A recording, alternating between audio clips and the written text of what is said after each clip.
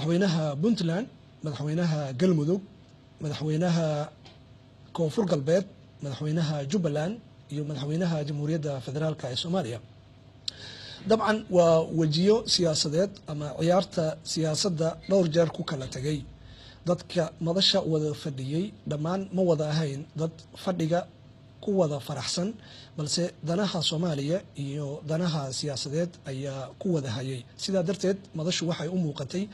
mid aamusan isla markaana degan kuna eg sida uu borotokoolku qabay balse gudoomiyihii hore ee guddiga madaxa bannaan ee dib u eegista dastuurka Marwo Caasho Geelle ayaa waxa ay lahayd hal abuur ka yaabiyay dadkii madasha iyo idinka daawanayaba idinka yaabin doona oo ahaa barnaamij ay ugu magac dartay ama sheeko ay ugu magac dartay caadi iska dhig sheekadaasi aanu daawano gabagabada barnaamijka daaga sheeko yar oo la yiraahdo saaxiib caadi iska dhig saaxiib caadi iska dhig waxay ahayd sheeko ku saabsan 5 wiil oo walaalo ah 5 wiil oo walaalo ah waxay hooyooyinkooda kala duwanaa waxay ahaayeen kala baxday ahaayeen waxay deganaayeen meel abaar ah waxay ku tashadeen inay u guuraan barin barwaaqo ah markay sahamiyeen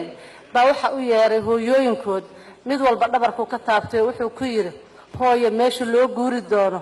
oo barwaaqada ah waxa idin ka rabnaa inay barinka ugu fiican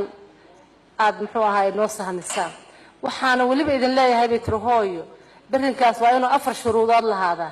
waa inuu san ahaan barin diq ah oo sanadkoo dhan la wada deganaa waa inuu yahay barin ramaas leh oo xooluhu markay habeenkii soo kacaan xooluhu ku meeracdaan waan hooyo inay leedahay geed weyn oo la harsado xoolaha iyo martida iyo noo harsato marka sheekada inta aanan gunaanadkeeda gaarin waxaan jeclaan lahaa wax badan baa la fadhiyay dadku iska aaminsan yahay laba qof oo kasta oo is ag fadhida inay isku soo jeensato oo dhoolaha cadayso oo yiraahdaan saaxiib caadi iska dhig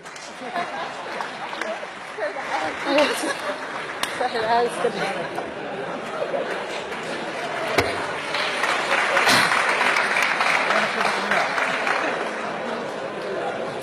وما سنتين